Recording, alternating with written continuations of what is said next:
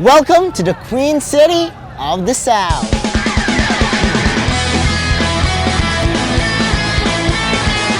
Stroll with us in the gateway of thousand journeys.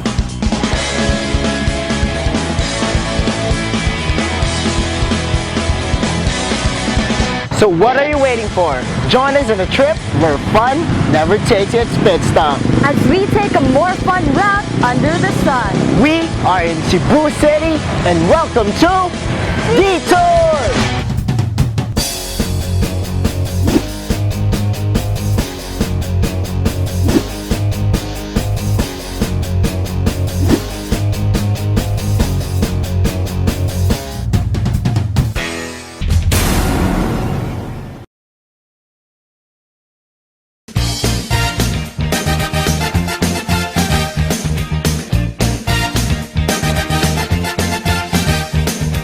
Cebu is characterized as a highly urbanized city with a diverse historical heritage. It sits at Central Visayas and has a total land area of 291.2 square kilometers. One word, Cebu City is stellar. Queen. Why? Because it is truly the queen of the South. The culture is very nice, very futuristic already when it comes to their buildings, but you could see the attitude of Filipinos. It's still there, man. There are a lot of ways in how tourists can reach the Queen City of the South. Kay and I have decided to take the ship to Cebu via Trans-Asia shipping lines. From Iloilo City, it took us overnight in getting to Cebu. For 14 hours of cruising, we enjoyed their services and amenities in the ship.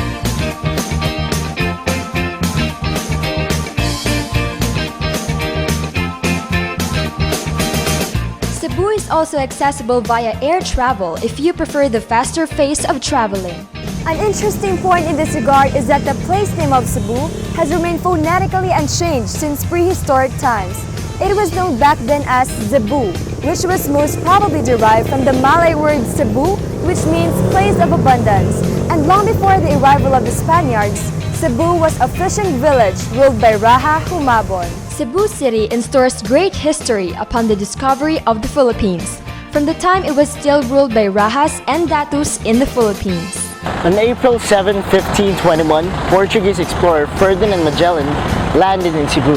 He was welcomed by Raja Humabon, the king of Cebu, together with his wife and 700 natives. However, Magellan died in the Battle of Mactan, and soon after, the remaining members of his expedition left Cebu City after several of them was poisoned by Raja Humabon due to threats of foreign invasion. From Cebu's early years, it has now grown into a city that people would ideally visit. Cebu City is one of the fastest growing cities in the Philippines. Thus, some businessmen call this place Cebu, a portmanteau of Cebu and boom, which refers to the rapid economic development of the city. You know, it's very studded with so many buildings.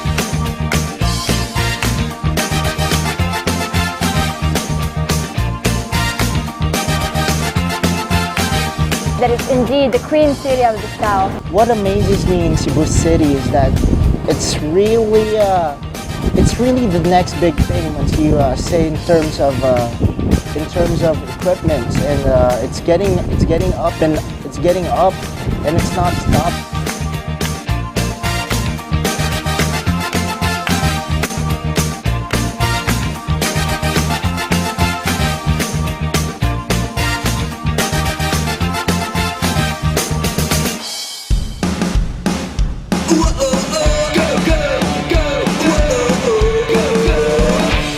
Arrival here in Cebu, Kay and I have decided to visit the must-see landmarks of the city, and the first in our itinerary was the famous Magellan's Cross.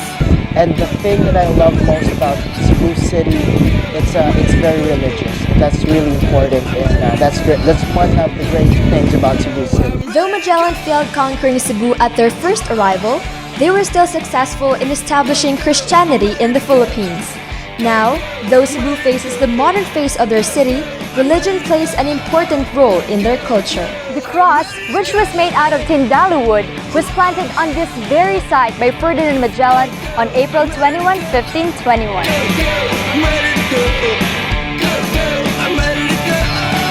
This cross is housed in a chapel next to Basilica Minore del Santo Niño in Magallanes Street.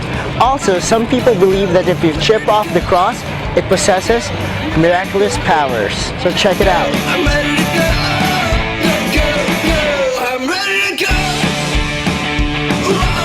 Now, not very far from Magellan's Cross is the Basilica Minore del Santo Niño, which is the first church in the Philippines. This holiest of churches is a real survivor. Built in 1565 and burnt down 3 times, it was rebuilt in its present form in 1737. The Basilica Minor del Santo Niño is the oldest church and monastery to be established in the Philippines. It is also the center of devotion of the Christian representation of Jesus Christ as an infant king here in the country. It dates back to Magellan's time and is said to be miraculous, which is probably the reason why it had survived all those fires. Another exciting landmark within the city is the Fort San Pedro. The smallest and oldest triangular bastion fort in the country was built in 1738 to repel Muslim raiders. In turn, it served as a stronghold for Filipino revolutionaries near the end of the 19th century. This served as a nucleus for the first Spanish settlement in the Philippines. Fuerza de San Pedro is a military defense structure built by Spanish and indigenous Cebuano laborers under the command of Miguel Lopez de Legazpi. It is now located in Plaza Independencia at the Pier area of Cebu City.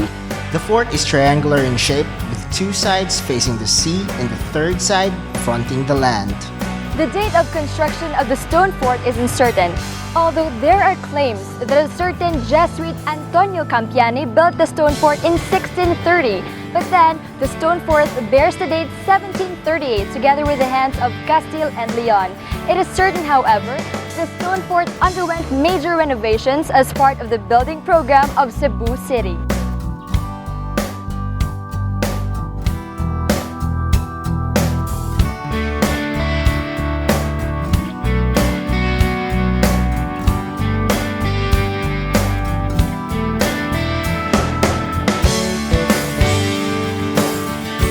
Now, if you wanted to see a very exciting museum within the city, let's visit Museo Sugbo and find out more about Cebu's cultural heritage. Museo Sugbo, the Cebu Provincial Museum, is located at what was once the Cebu Provincial Detention and Rehabilitation Center on MJ Cuenco Avenue in the old Spanish-era district of Tejero. It is some 4 blocks north of Plaza Independencia. So, come and join me as I explore this historical landmark.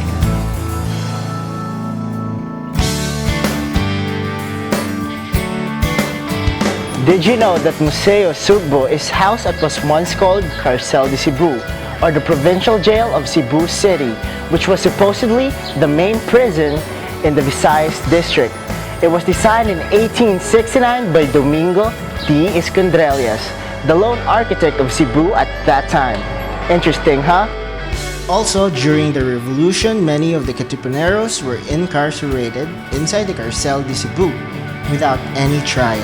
Many of them were eventually executed near the Careta Cemetery.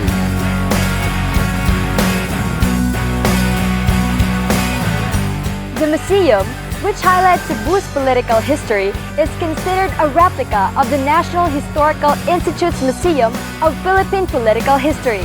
It was declared open to the public in 2008 during the 439th founding anniversary celebration of the province of Cebu. Museo Sugbo is so far the biggest museum in Cebu province. It houses a myriad of collections housing different galleries that tell the story of the province and its people.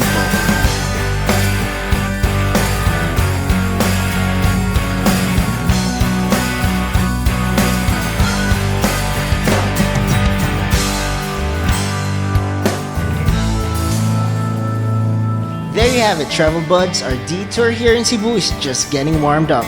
Wait till you see more of this trip. All that and more when Detour returns.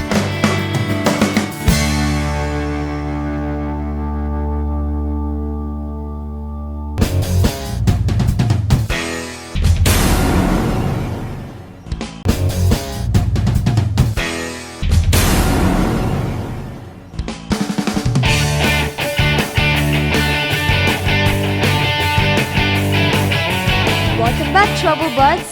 Now our Cebu getaway experience is just getting started. After we have stopped by at Cebu's must-visited landmarks, we will now head to Yap San Diego and rediscover why this residential house is of those must-visited destinations in Cebu. Located along Mabini Street in Parian District and close to the very old Colon Street is the Yap San Diego Ancestral House. If you've never been to any old houses before, then probably this will interest you. A house that already survived more than 300 years, Yap San Diego Ancestral House is older than your grandparents' house. Travel back in time as you enter this old stone structure in Cebu. The Yap San Diego Ancestral House in Parian District in Cebu City is one of the oldest ancestral houses in the Philippines. It's constructed out of coral stones and wood by a family of Chinese merchants in the late 17th century. Yap San Diego was really unique. Now I really had fun here. I'm a big history buff when it comes to things like that. The house was a home built by the Chinese couple Maria Florido and Don Juan Yap, who had 3 children. When the eldest daughter Maria Yap married Mariano Avendano San Diego, the house became an activity center. As time passed by, this old architectural building was handed down to Val Manciano San Diego. And inside, all the other items were as old as the house or just a few years younger, and it serves as a good treasure to the history of Cebu. Visitors who enter the house will be taken back to a time centuries past and will be given an idea on how people lived then and what they used for a living. Did you know that this house never had a major makeover?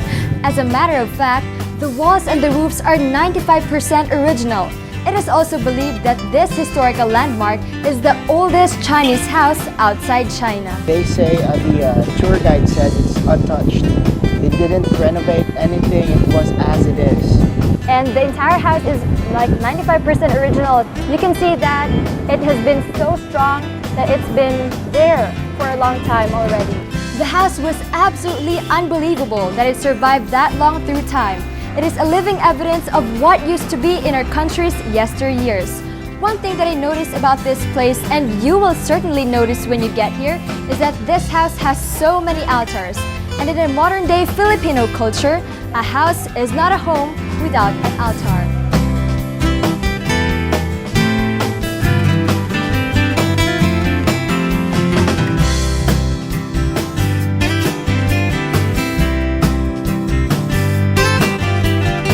Yap San Diego, as we can see, has tons of altars, and in our culture today, it's never a home if there's no altar inside. So there!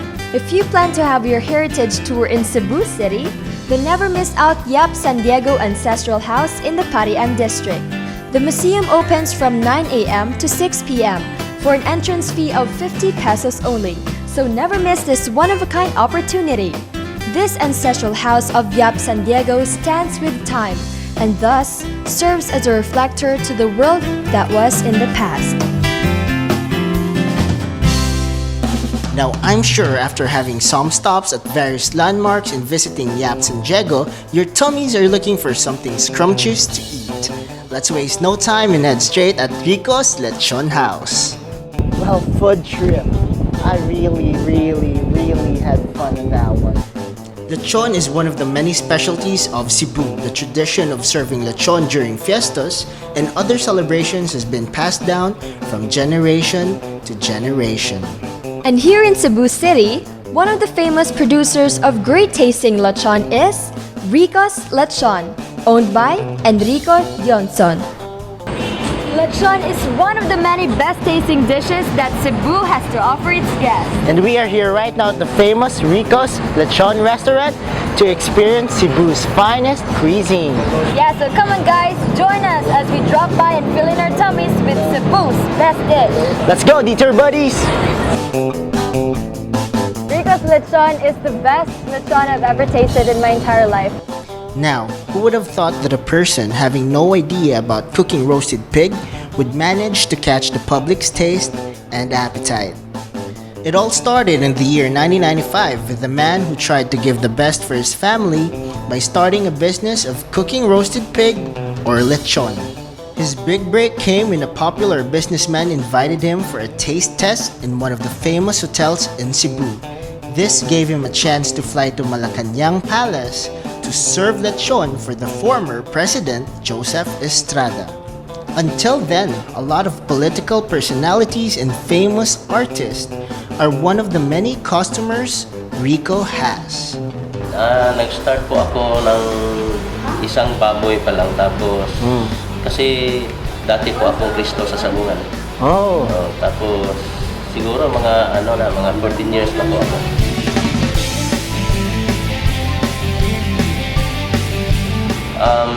Ang Ricos is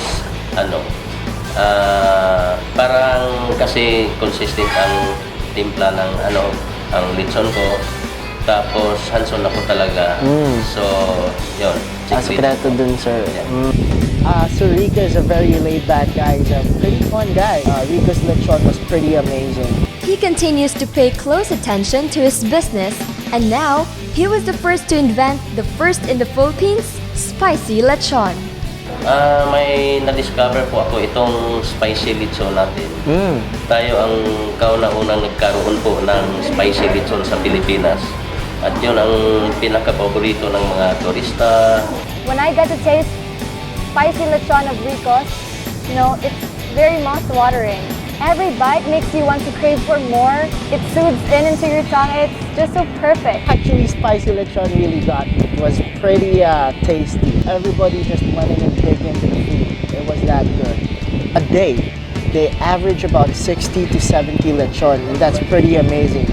During the weekends, 120 plus lechon. He truly deserves the best, Sir Rico. That's why he has success. Of course, sir, what's your message to all of the viewers that is watching us right now? Sir, kausapin sila, invite sila, sir, sa Rico's Lechon. Sa lahat ng nanonood sa atin ngayon, iniimbitahan ko po kayo na pumunta sa ating restaurant, sa Rico's Lechon Restaurant sa Panagdait, Magulo. And there you have it. Again, Mr. Rico Johnson, thank you for You're welcome.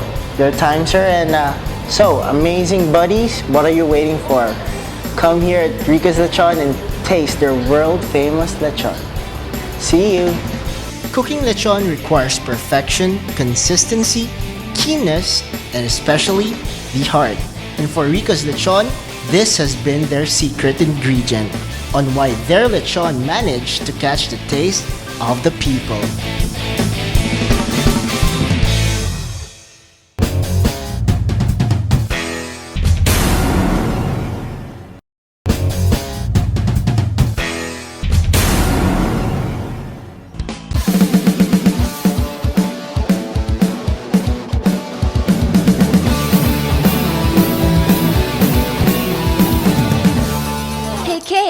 So how are we doing with our itinerary? Well, aside from the famous Yap San Diego Ancestral House which we got to visit a while ago, Cebu has another equally popular and prominent heritage house, and it's famous by the name Museo di Parian, or the Jesuit House of 1730. What was interesting about Jesuit House was its history. We were talking a while ago with an architect, and he was explaining to us what the house was. And you could really appreciate the past architecture, if I may say so. Yeah.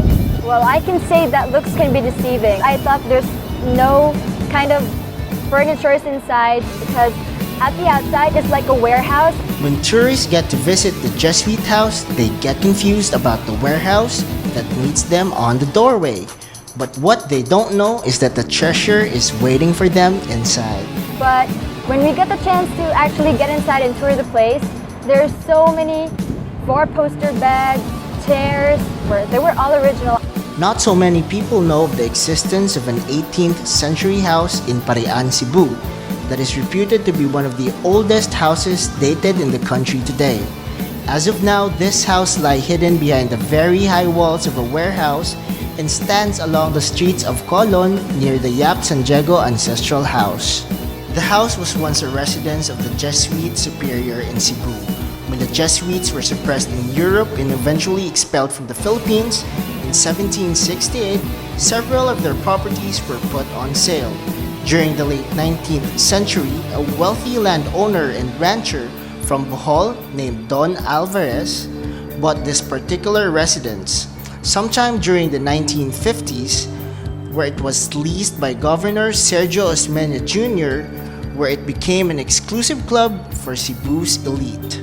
Did you know that Jesuit historian Rene Javillana and Concepcion Brillones researched on this place and documented it as the Jesuit House?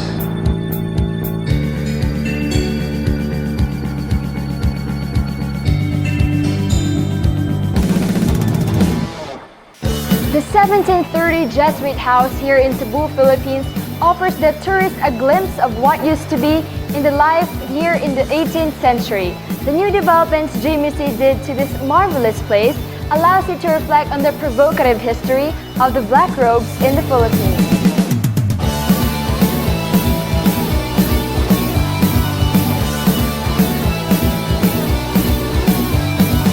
For years, the Jesuit House was not made available to the public. The C family had made the premises of the house into a warehouse until Jamie C decided to develop it into a museum. The rooms have been uncovered, galleries and exhibits displayed, makes this house one of the most exciting museums and historical museums in the Philippines. Come and join me and let's explore Jesuit House. Fascinating feature about the architecture of the Jesuit House is that actually it is made up of two houses, House A and House B, both connected by a bridge inside the compound that comprise the residence. Another interesting part of the house is the ground floor. The ground floor was now transformed into a mini museum called Sugbo Gallery. The gallery showcases some artifacts that are believed to be brought by Chinese traders during the Ming Dynasty. Yeah, the Chinese furniture in Jesuit House was pretty classy, and when you get to Jesuit, all you can say was it really took you back in time. Like many old structures of the past, both houses have undergone a series of transformations through the years, although both are still intact. House A itself looks very much in good condition that one could hardly believe that it was built in 1730. Judging from the look of it, this residence can still be rehabilitated to its former grandeur and adaptively reused as a museum. Piece by piece, they're continually constructing it, and it's gonna be a big hit. Now there is the Jesuit House, which you can definitely appreciate because of its historical value and its structure. For only 30 pesos of entrance fee, you will witness the oldest dated house in the country today.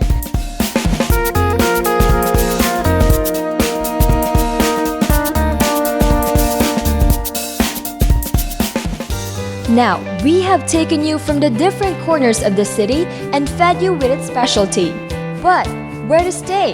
Now that's every traveler's biggest question. So worry no more because the Orchard Cebu is here and ready to accommodate you. Every travel needs some quiet place to rest after long days of strolling. And I'm here at the Orchard Cebu, giving you a glimpse of one of the best places to stay if you're going to visit Cebu City. So, come on and let's see what's inside.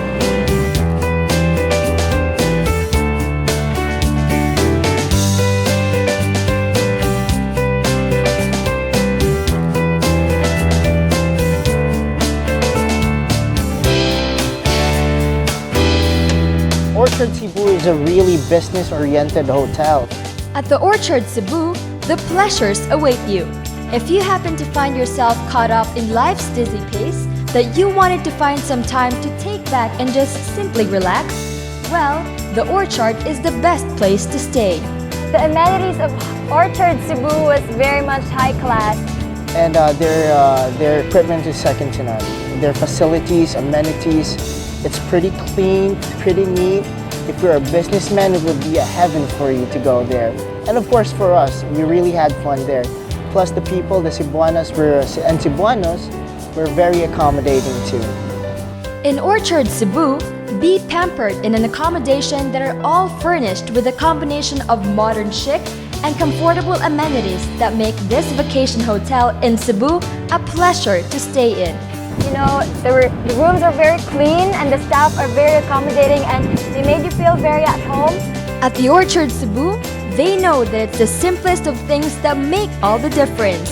And the best thing is, you can have the time of your life here without forking over a fortune. You know, I'm very far from home, but staying in the Orchard Cebu, I am indeed at home.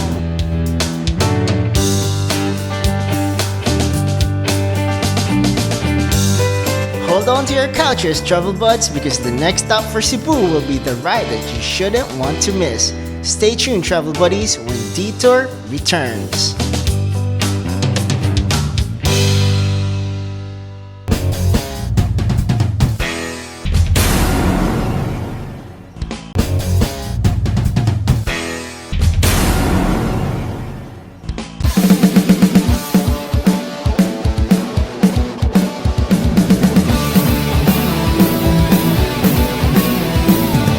The sun is up and the morning is fine.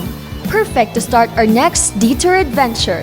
Yes, Krisa, thanks to Orchard Cebu, I had a wonderful rest and I'm all geared up for our next adventure.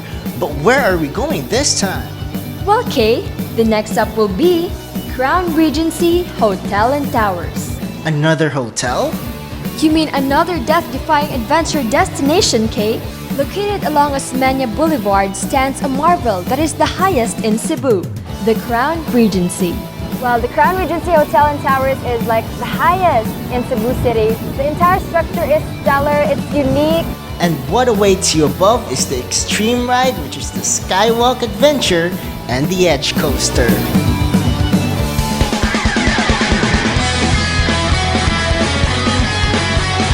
We are here at the Crown Regency Hotel and Towers to try out different gravity-defying rides that Cebu City has to offer. It is located at the top of this tower. We're gonna do Edge Coaster, and of course, we're gonna do Skywalk right now. So come here, Detour Buddies, and experience this awesome adventure with us. Yes, okay. If you're ready, let's not keep our trouble buddies holding. Let's go and try out this one-of-a-kind and daredevil ride. Let's go, Detour Buddies! So for our first ride, we get to try the exhilarating Skywalk Adventure. So the whole team of Amazing Planet right now is here at the 37th floor in the Crown Regency. We're going to do Skywalking. And of course, our operations manager, Jordan Toledo, couldn't be with us right now. He's kind of sick. Sick is a term. Like, my heart is pounding really fast and my hands are cold and shaky, but I'm so excited to try this out. I'm really excited too. We're in the Yes, I'm psyched. 37th floor. But the thing about skywalking is you really experience how to fly. The Skywalk Extreme gives you a nerve-wracking feeling as if you're floating on Cloud 9. It is widely known to be the fourth in the world and first in the Philippines. So we walk on the Skywalk and we're actually literally walking on glass. It's like you're flying because you can see all around you the beauty of Cebu City. The country's first ever Skywalk Extreme will give you that natural high by walking around translucent glass flooring on the edge of the Crown Regency Hotel and Towers with an overhead safety harness at the main outer rim of the building, 126.55 meters high above the street. Looking down the glass actually looks pretty scary. Once you look at the glass and you're standing on it, it changes your viewing the whole thing of flying. What's up, amazing buddies? We are here right now doing skywalk by the way, and we're sitting down looking at the view down there. Yes, we're literally sitting on glass and you feel like you're flying because you feel like you're not sitting on anything. So this is scary really, but it's exciting. You have to forgive us, it's kind of hard to speak. Yes. Yeah, check this out. Take a look. I was feeling cold, but you can see the entire Cebu City, so it's like the view is so perfect. When tourists get to stop by and try the Skywalk Adventure, they would usually do quirky poses while in the air. They get to do the Spider-Man, one-leg balance, and other funny poses while in the air. This fun stuff can really be enjoyable while you gaze upon the aerial view of the city. What got my attention during Skywalk was the beauty of Cebu City. You could just be there with the wind in your hair and just look around you, and man, you could really say that Cebu's pretty amazing. Whether you start your Skywalk Extreme escapade in the morning or at nighttime, expect to see a spectacular and breathtaking view of the city with your family and friends. Experience this kind of adventure at the 37th floor that is open daily. Actually, I was just doing like that. I could not focus which place to look at to because it's really up high. So, if you're planning to book your ride here, this amazing and ecstatic experience, Skywalk Adventure is open at 2 p.m. on weekdays and 10 a.m. on weekends. So come now and let's experience flying. We're alive! Yes! Woo!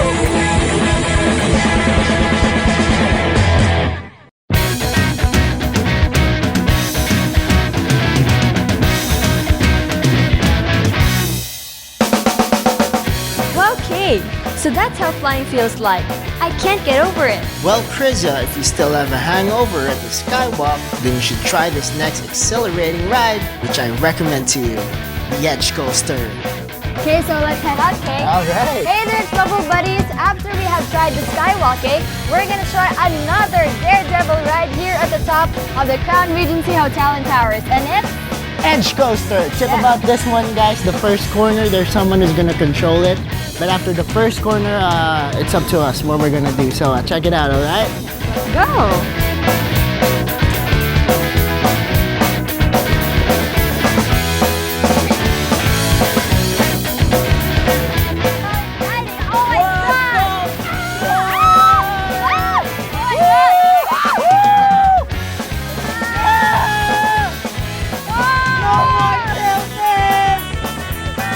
Dare miss it when you are in Cebu. Experience an extraordinary, close-defying adventure with the Crown Regency Hotel and Towers Edge Coaster. Guys, here in the Edge Coaster, it was like the best experience, best ride that I've ever tried here in Cebu City. Uniquely, the world's very first and only amusement ride of its kind. The Edge Coaster goes around the edge of the building while riders are locked onto a rail seat. High above the 38th floor of the tower, riders can indulge in a breathtaking panorama of the entire Cebu landscape, 130.84 meters. I was really happy during the Edge Coaster. I tried it 4 times. It really gets you every time though. Fasten yourself in a 2-seat platform with a control lever that can tilt the platform down up to 45 degrees. That takes you around the edge of the Crown Regency Hotel and Towers, while you enjoy the spectacular view of the city. Once you go tilting like this, 45 degrees, everything changes then. I was like, I'm gonna die, I love my life. The coaster is actually tilting and you feel like you're gonna fall. You black out for about 0.5 seconds and then you're back to reality. Riding the Edge Coaster is definitely a unique experience of mixed fear, excitement, and fun as you feel like floating or falling off from the Cebu skies. With the amazing view from the top, you would seem to have toured the entire Cebu city during the duration of your ride. So Trouble Buds, if you want to experience the same adventure we had with the Edge Coaster, the experience is open for you at 2 p.m. weekdays and 10 a.m. every weekends. Don't dare miss this exhilarating adventure, Trouble Buds, because it is one of the best things to try here in Cebu City. They provided us with really crazy and adrenaline-pumping stuff to do. Like we did the Edge Coaster, Skywalk, and then the Skylift. It was pretty intense. It was pretty nice. And the hotel too. The hotel is pretty organized. Floor by floor, they really thought of it. And yeah, at the end of the hotel was heaven for me. Especially the Edge Coaster. You gotta try the Edge Coaster.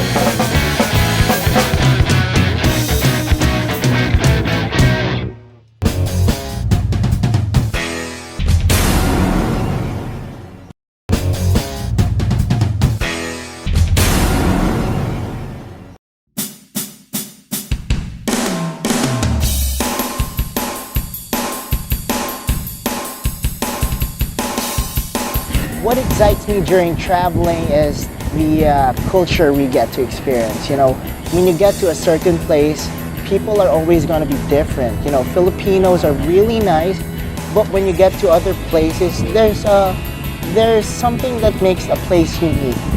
Well, my whole experience during the detour was really fun. There's no other word to describe it. The food we got to eat, the people we got to meet, and the things we did. It was pretty awesome in my standards, and that's something that no one could buy.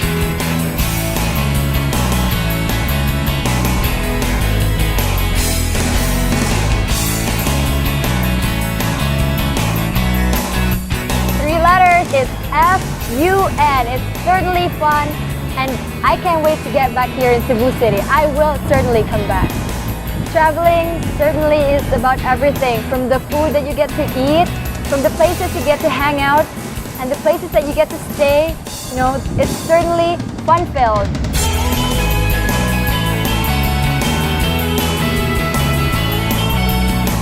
Really makes you appreciate what Filipino culture has.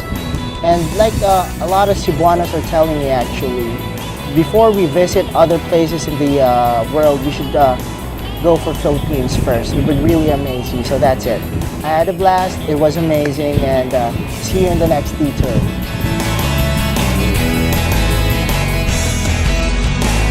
Hey there, Travel Buddies! So how did you find our detour adventure here in the Queen City of the South? You know what, Krisa? I'm sure our detour buddies had an amazing time with us during our adventure here in Cebu City, especially when we got to visit the historical places here. Yeah, I know the churches and other historical landmarks were absolutely gorgeous.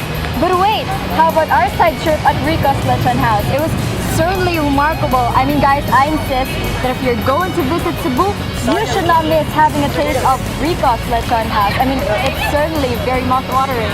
Yeah, that's what I love about traveling, the food we get to eat. And of course, I had fun during the Edge Coaster and of course the Skywalk, thanks to Crown Regency Hotel for that one. Yes, and what I like about it was when the coaster was actually tilting, I feel like I'm gonna fall. So it was very hard racing. What I love about it was basically everything. I'm an adrenaline junkie and it was heaven for me. So that's it. So let us not forget the very warm accommodation given to us by the Orchard Cebu. Well, they made us feel very at home, so thank you so much. Thank you so much, Orchard Hotel. The Cebuanos were really heartwarming in their welcome to us.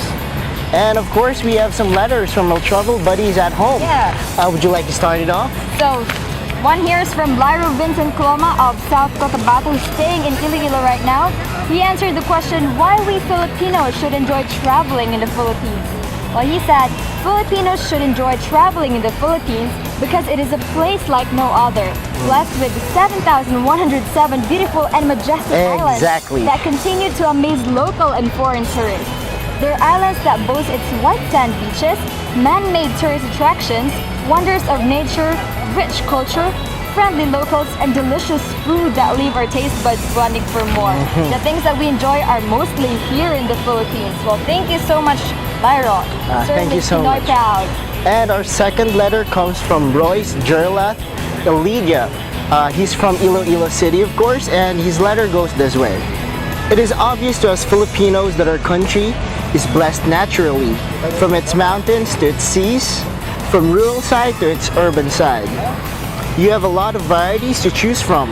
You want to time travel, you have to go to Ilocos.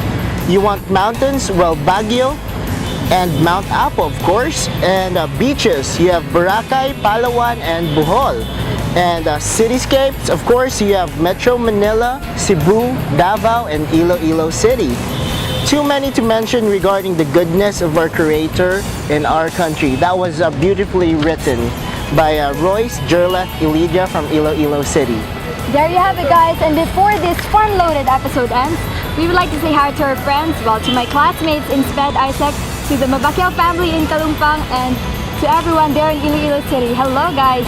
And of course, I'd like to say hi to my family there in Silay City. Hi Lola, hi Lolo. And of course, my family in Iloilo City and all the medical technologists in Mission Hospital. Hi, Ven. Well, we would like to thank the Cebu Provincial Government, the Cebu City Tourism Commission, TransAsia Shipping Lines, Museo Sugbo, the Cebu ID Park, and of course, the Cebu Business Park. Okay, and not to forget the Pomelo Clothing that sponsored our clothes. And of course, we have Rico's Lechon, the Crown Regency Hotel, and not to forget the beautiful accommodation of the Orchard Hotel and Suites. This has been your travel buddy, Kriza. And this has been your travel buddy, Kay. See you next time in a show where fun never takes its pit stop. As we take you to a more fun route under the sun. Detour!